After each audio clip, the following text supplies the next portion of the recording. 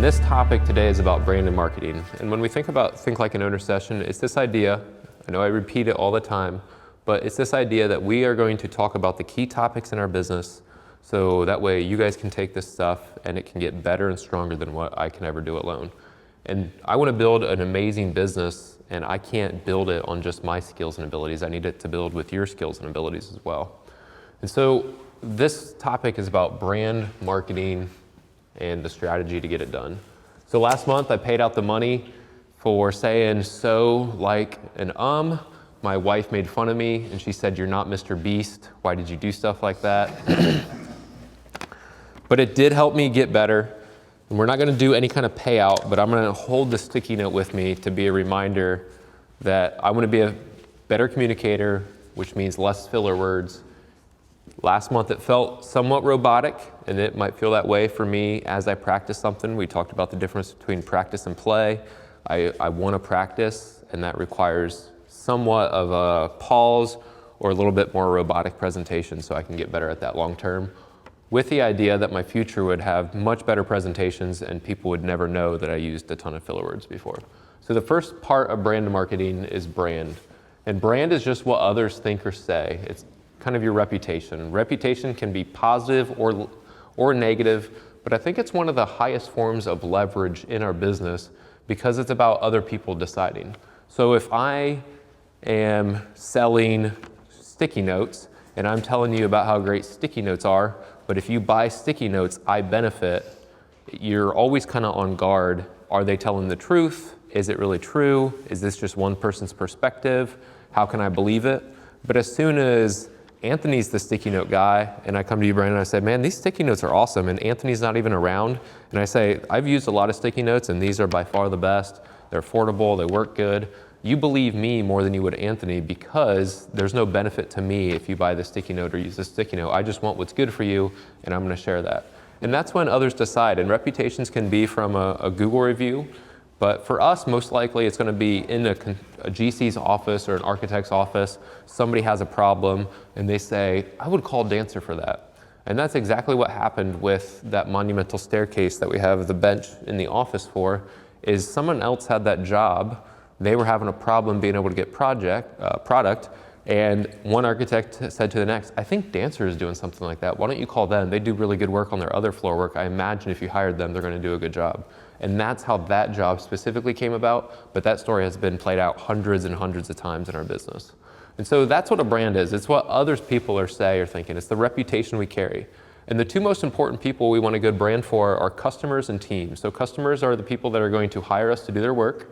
And the team, the reason you're probably here is because there was a brand or reputation you heard from someone else that, "Hey, I think this could be a good place for you to work. There's good opportunities. Did you hear about this guy? He's done well there. He's working there now too." And so those are the two key people we want a brand and reputation around. So we're gonna pick 3 brands. That was a filler word. So we're gonna pick 3 brands.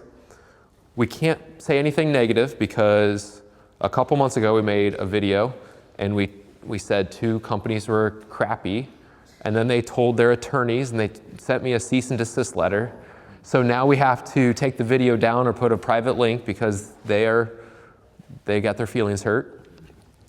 I think if I was in that spot and someone was trashing our business, I would want to make it better. I would use that as a catalyst to want to be better. So that's when we talk about an above reproach business. How do we create a business and work on job sites that even if you didn't like us, you couldn't say anything bad about our work or our people because we live and we install work above reproach.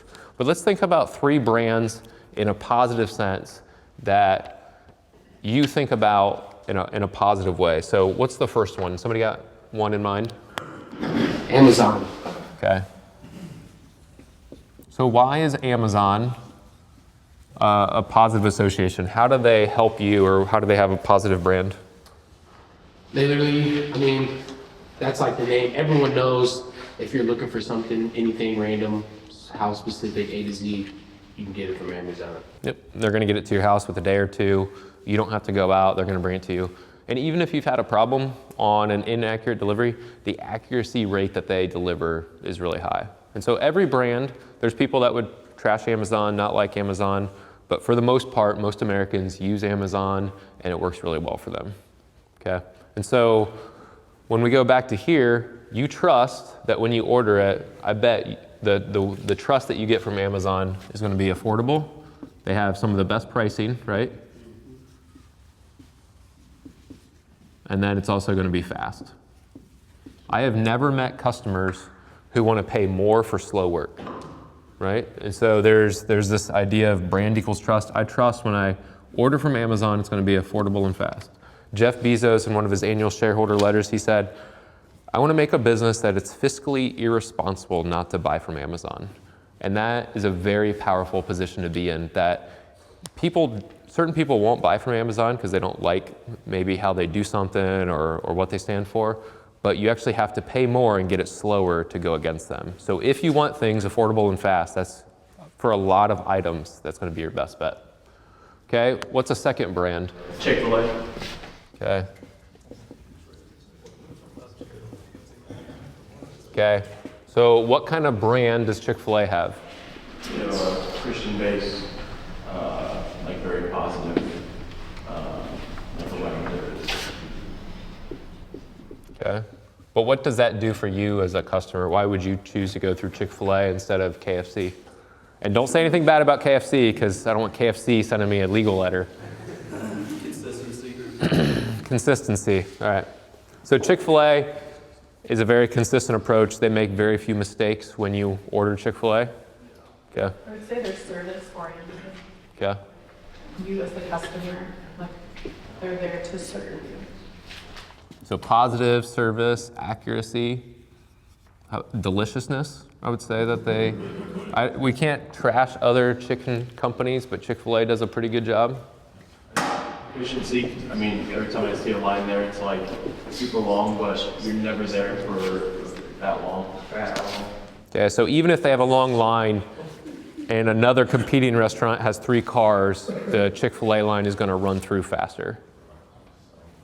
So the other day I brought Homestead Chick-fil-A and I was in that long line and I had a long order and I was like, oh no, like there's no way something bad's not going to happen. And for the most part, it went pretty fast and pretty accurate.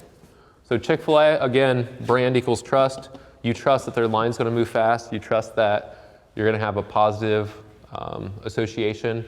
And also, if you're bringing somebody something, does Chick-fil-A bring more value than another brand? If I'm bringing you lunch or you're picking up lunch for your family, are people more excited if you bring Chick-fil-A than a competing restaurant? Like there's a sense of just like, this is a little bit better? Okay. And one more brand that we think about. Apple. I feel like you know all these easies, but. Okay. So, again, some people would disagree. Yep. But Apple, even if you don't like Apple, Apple is the dominant software hardware company in our generation right now. So what is it about Apple? What are the things what's their reputation at Apple?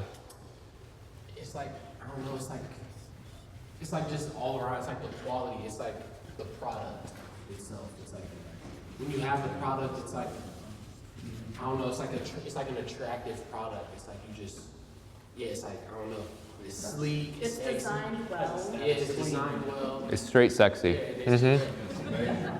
It's like guys with 6-packs are sexier than guys without 6-packs. Right, Damon?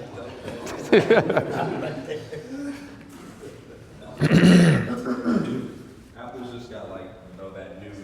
Yeah. New. That's what you're getting out of Apple. It's like the exclusivity almost, like, oh, you got the new one. Like their phones are like rectangle. They have like smooth edges. Yeah. Mm-hmm. Like groundbreaking technology. They have the Okay. So one thing about Apple, and some of the things as customers, they own their product and their software. And so in a lot of companies, they would have a hardware company that like makes the components, and then they partner with somebody else for the software, and they don't always agree with each other. And some would say that's really good for people that are really technology driven, a different operating system or different hardware you can customize and do all these things that you can't do with an Apple product. But Apple never wanted to be that way. They wanted to be the technology company for the general consumer. They don't want to be the technology company for the 2% of people that are really technology driven. And they want to make it intuitive. They want to make it almost seem like it becomes part of you. And anybody that's using an iPhone would agree with that. Or just a simple process in our office is you can copy and paste from your iPhone to your computer. And so somebody had to think that that was possible or important. One of the features I use a lot is I take a picture from my phone, and through Bluetooth, I put it on my laptop for the one pager to get pictures from my phone to my laptop. And so simple things like that make things nice. Also, if you're gonna buy a gift for someone, if you wanted to really show someone you care about them, you wouldn't buy them an Android. You would buy them the newest iPhone. You'd buy them a watch. You would buy them. Ben, you bought your wife. What are they called? The AirPod Max. AirPod Max, which are like the headphones.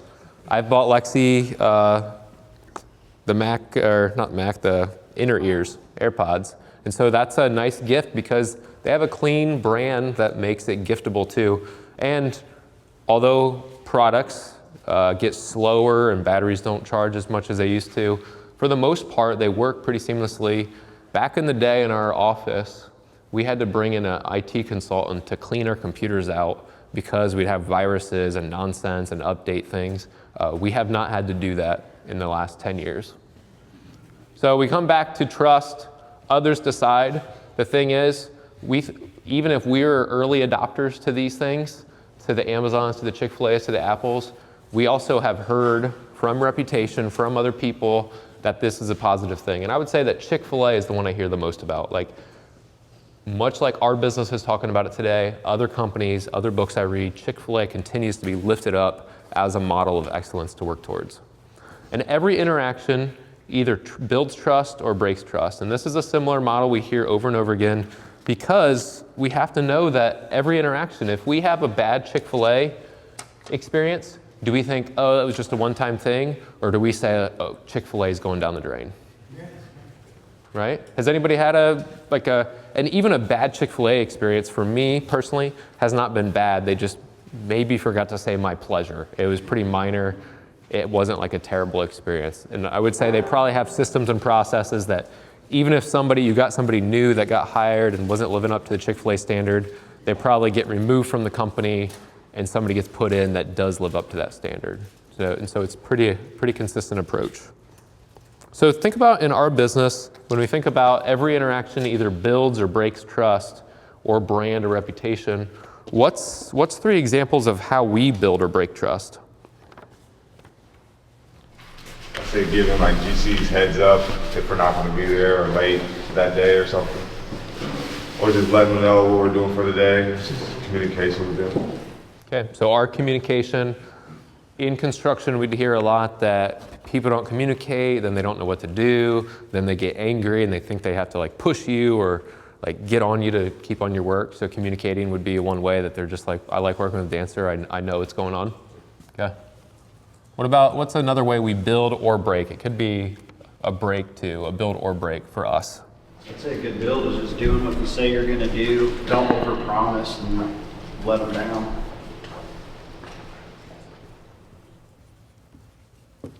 Yeah, I've never met someone who doesn't like to trust people that say, hey, this is what we're gonna do, we follow through. And we see this example here too. All of these from a communication standpoint, GC heads up, Amazon, if you wanna know where your order's at, you could track it at any time.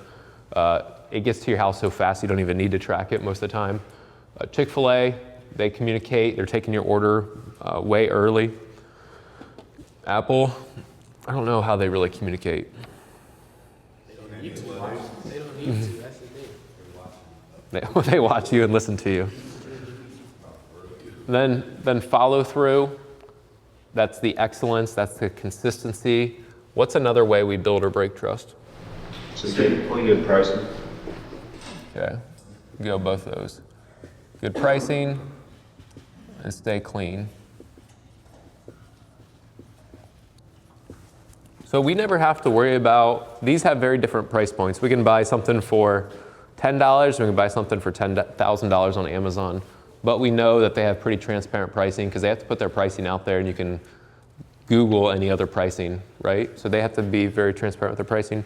Chick-fil-A, it's not by any means expensive. It might be a little bit more of a premium than other places, but it's reasonable in the fast food category. Apple, they have very expensive products, but they kind of set the standard as well. And so again, they have to have transparent pricing. If you want a used iPhone, you can probably get in one for $200. If you want the newest one, you might have to drop $1,600. But they have a variety of price points. And with us, people have to know too that we have to be in a spot in our company that you never take advantage of someone just because you can, because it will always come back to haunt you. And so it's got to be a win-win solution. Somebody that tries to put customers in positions to take advantage one time will always pay consequences later greater than whatever they gained in the short term. And then stay clean. What does stay clean say about us? I'd say just treating other spaces like it's our own, just protecting surfaces, and I feel like that can make or break a project. Shows respect. Yeah. Respect for the job site, respect for the GC, respect for the client. Yep. An Apple phone wouldn't look sexy if I opened it up and it was all smudged and I had a cracked screen when I opened the package, right? That would messy is not sexy. So we gotta stay clean, and when people see clean, they expect that things are gonna be done well too. Again, all back to brand equals trust. So that's the brand. That's what other people are saying about us. We are talking about Amazon, Chick-fil-A, and Apple in a positive way. Marketing is our actions to influence our brand and create awareness and stories. And so I think marketing is everything we do. So if we get to a job site and go, they're gonna think, wow, these guys really have their stuff together. They know what they're doing. When we have a website that's updated and it's got great photography, people are gonna say, wow, they do really neat projects. I think that I would want my job to look like that. When we show up, our first impressions are important. So somebody might experience us personally, how we are dressed. It could be a trip to the shop. It could be seeing our trucks open on a job site. It could be our equipment. If one of our competitors is on a job site prepping a floor and they have a shop vac hooked up, and then they see us with our new Susan vac hooked up, they probably scale us very differently really quick. Like, these are the pros and these are the amateurs or the DIYers. Responsiveness, so it's everything we do. Somebody reaches out to get a bid, somebody calls us with a question, somebody has a problem. How responsive are we to getting back with them? Example, our equipment trailer, I said at Gospel City. Did we leave the trailer up at Gospel City? No, we can bring more stuff up. Okay. They'll be there for the next 2 weeks though. So we are working at a church. They're gonna have church service every week. People are gonna walk in, they're gonna see all this equipment they've never seen before. It looks neat, it looks nice. Their floors are being finished every week. They're gonna see our trailer, it's got clean graphic package on it, and they're probably gonna have positive assumptions around Dancer through that experience. Anytime someone sees us, whether we're driving in a truck, on a job site, how we carry ourselves, how we respond, when they hold something we make, a yearly theme sticker, all those things are what our marketing is. And I think stories matter as well. And so beyond the obvious, what do these stories tell about Dancer? The first one up is the Madman video. So last month we made a video about how hard it is to work at Dancer, all the requirements it's gonna take. And the idea with the video is to make it almost seem impossible, like you don't want to work here because you got to be a little crazy to work here. So what's the story behind that? That was only a minute and 15 video, but yet it carries a story or impact beyond that. So what does that story tell more than just like what we assume it tells? It's like, it's kind of telling you kind of like, it's like an outside looking in, like, dang, I want to be a part of that. Kind of like oh wow, what are they doing over there? Kind of just literally kind of that mystique. It kind of just brings that mystique. Okay, so the Madman video, beyond the obvious, this story is also building some mystique, or they're doing something different. Like, I want to know a little bit more. Okay, when we host people here, I tell them that we have the best office coffee. And so what does that do? What does that story? Why does that story have any power?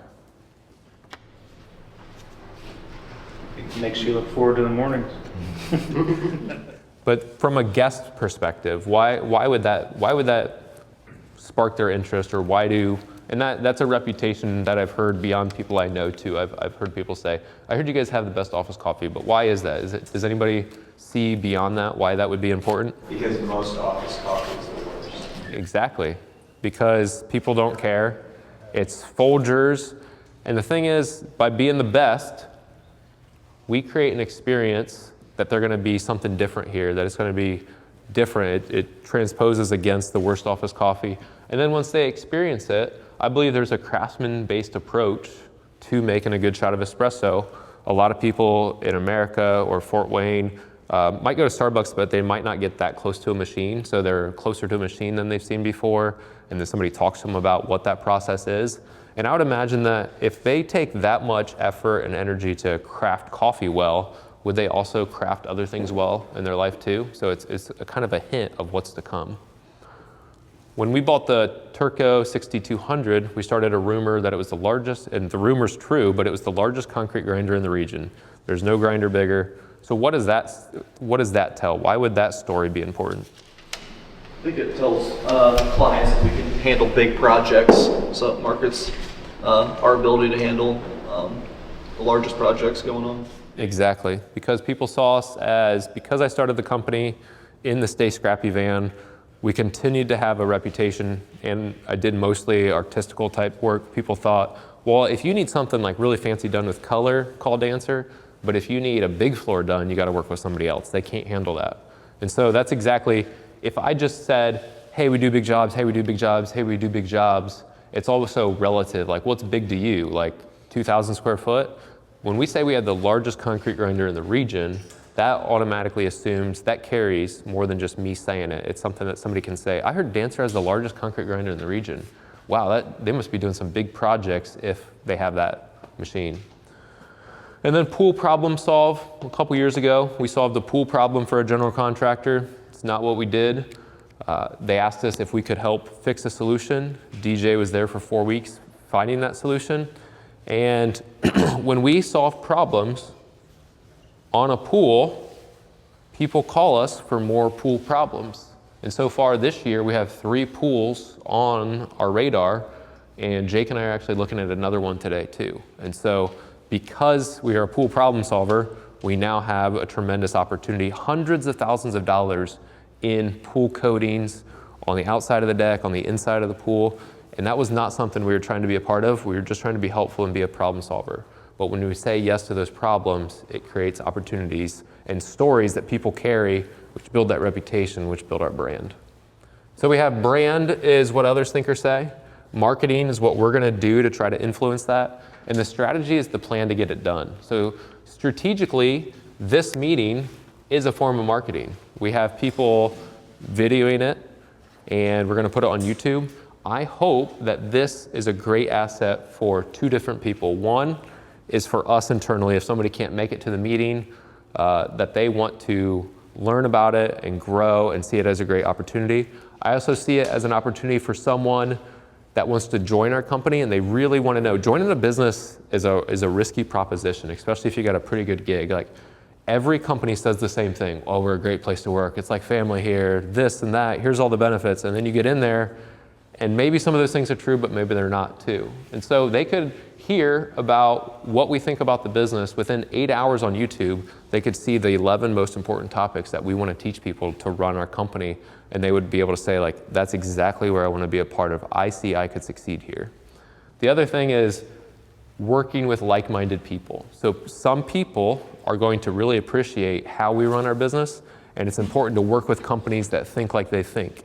And so I want to hire, and I think ATC was a great example of this. They could have chosen anyone to work with, but they appreciated our approach, our ability to design well for them and to make good decisions. And it came from the operational side of our business, and then they got to experience it. And I think they were even pleasantly surprised because we followed through with all those good things we said as well. So strategy is the plan to get all this marketing done. We have a core customer, so we can't market to everyone. It doesn't mean those people won't know about us, but we don't need the general public to know who we are.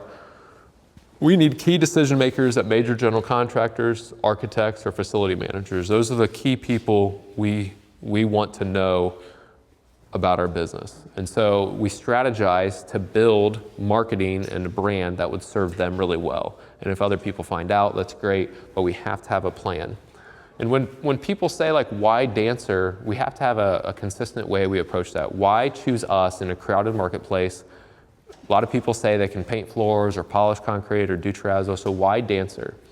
Well, I think the first thing that comes up, beyond all the benefits I think that are true about us, is you got to meet these basic standards first. And the first standards before the extra is price, capacity, and trust. So pricing, you have to know that you're going to get a good price. And people, and we're people, price is an important part of how we make decisions. Am I getting ripped off? Is it worth the value? Sometimes I'll spend more, sometimes I'll spend less, depending on how important something is to me. But at the end of the day, you have to have good pricing unless you're an exclusive luxury good like a Hermes bag, then pricing actually works in your favor to be more expensive. But for most of the products we buy, price is really important. In a service-based company, you also have to know that the people have the capacity to do your job. So there might be people that have really good pricing, but you know they have 5 guys in their company, and you know that based upon the project you have and the timelines you have, you need a 50-guy company to be able to handle it. So price has to be one, capacity, they have to know that you can actually do the work. And then trust, you have to know, even if they have good pricing and capacity, are the decision makers in the business going to make good decisions in your favor and be a partner for the project? So once you hit these 3, and most commercial installers are going to meet these 3 as a basic standard, then what separates us? We can have good pricing, we have the team to do it, you know we'll follow through. Then why dancer? I think the first thing up is strong and steady teams.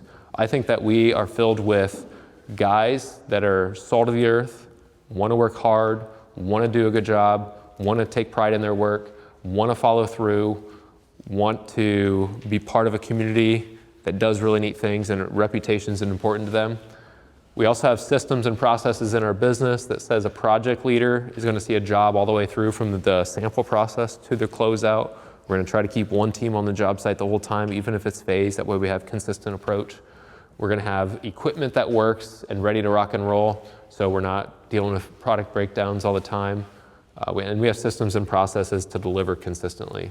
What else builds into that strong and steady team for you guys when you think about why dancer? Somebody's going to ask you like, well, why would you hire dancer? And if you think about strong and steady teams, what are 1 or 2 things you guys think of beyond what I said that would clarify strong and steady teams?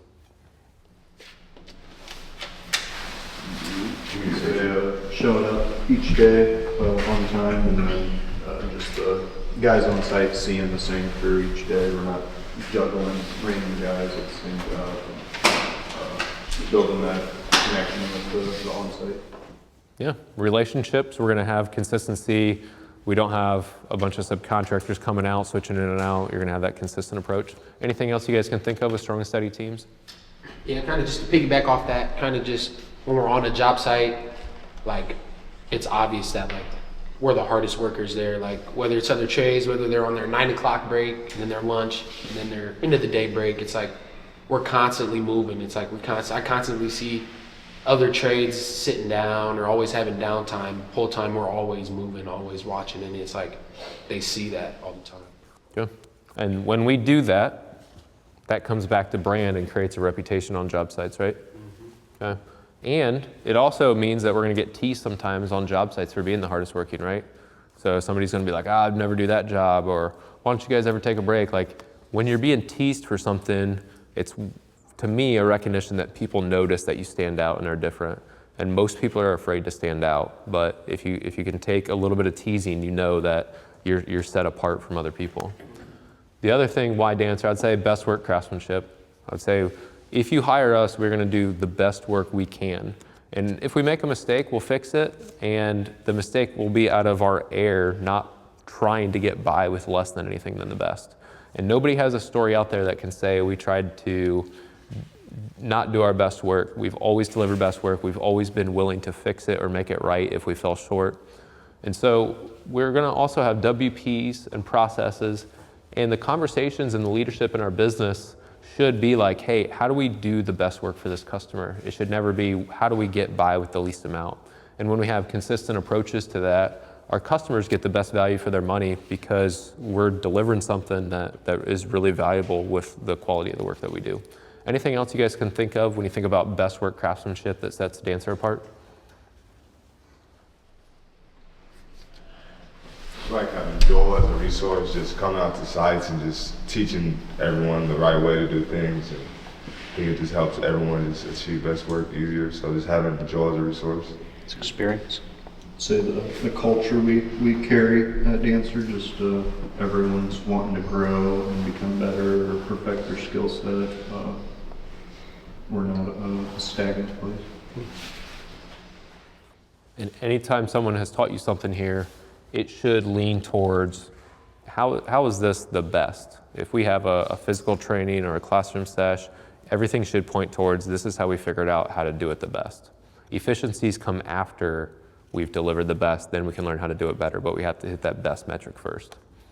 And then design-driven decisions. I would say, if you want to talk about what works in different environments, if you want to talk about pricing exercises, our project leaders, I want to be a great resource. We should have design resources on our website, like product data sheet, specifications, details for different transitions. But if people want to do best work craftsmanship, there's always going to be a design element of getting it designed before it ever can get executed. And I want to be the place that people say, wow, like you guys are really helpful to the project. And one example is the guys are going to shoot a video with Matt at Franke Park today.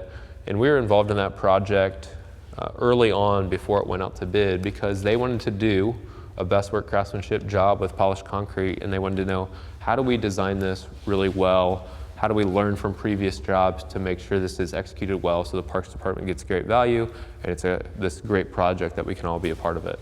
And that's the kind of projects I want to be a part of, is where design is heavy to make sure things look really well. The Rochester pool deck is another example where we are part of that before the bidding to help them design a system and a process that will work and hold up well long term before it goes out to bid. The downfall of that is sometimes we don't get those jobs. We work really hard on design and then the job, it doesn't go our way. But we can't let that stop us from continuing to serve customers in that way and for people to know and develop a brand and reputation about, if you want something designed well, we're your people. What else about design-driven decisions do you think influences the strategy of us? I kind of think about SDI. They had a bunch of verticals. They had like a nice building, nice floors, nice everything, but like just some rough looking verticals. And we reached out and said we could make them look dope, and they were down with it. And I think we weren't trying to like benefit off of, like, we really felt bad that they had ugly looking verticals. So, and it made the area look a lot better. Yeah. It goes back to the Post-it note example I said before too. If we have to make decisions that we think are in the best benefit of the customer, even if it doesn't serve us. So if they asked us to do something and we're like, actually, concrete doesn't work that well there, you'd actually be better served by a different surface or a different product, we have to be willing to make a design decision that's more impactful than what we would benefit from. So Brandon, if Anthony was my friend and he's selling Post-it notes and I tell you about how great his Post-it notes are, but you say, hey, I'm actually gonna write a long report. And I'm like, oh yeah, use Anthony's Post-it notes, they're the best. That would not serve you well. I'd say like, hey, actually a good notebook would serve you better, or a computer would serve you better. So I wouldn't promote something just because there's a benefit to it. The design-driven decision has to be, is this really the best fit? Where the SDI walls are surface smooth was clearly a great fit for that. Then we have rhythms in our strategy. These are our marketing assets. So we try to tell this story. We try to say what separates us and why we're different through assets we have. A couple of assets we have would be the physical process, the creative newsletter. We have sample boxes. We have a social strategy. We have a website that we constantly update. Our trucks have graphics on it. We want to have fresh gear. We do shop tours. We're involved in things in the community. The boys are starting baseball. We're sponsoring a baseball team. And so all of those things, we think, help create awareness for our company, and then also communicate these types of things. Even if we don't say these words all the time, it should all come back to why Dancer. Well, they got strong and steady teams. They have best work craftsmanship, design-driven decisions. But this is just talk. This is only talk. It only becomes true when it works here, and it becomes everything we do. And then because we do that consistently over and over again, it becomes a brand. And then when we're not around, people are saying the things that we have created through that experience. And I think that's it for the meeting. The topic is brand and marketing. If I had to teach someone, I could never teach this subject again. And I'm saying, hey guys, this is on you to grow this business. This is what's important. Brand is going to be what others people think or say. We can't influence that. Well, we can influence through marketing. Marketing is going to be in everything we do, and we have to have a strategy. We have to have clear communication, clarity, simple strategies executed over and over again is what's going to help our business. And a lot of this stuff, even if you can't see the results of it, we have to stay consistent with it. I'll end with this quote, but Bruce Lee said, "I don't fear the man who has practiced 10,000 different kicks. I fear the man that has practiced one kick 10,000 times." And I think like an owner meeting, our brand and marketing should follow that same strategy. And that, we'll go to the Daily Huddle Board shop.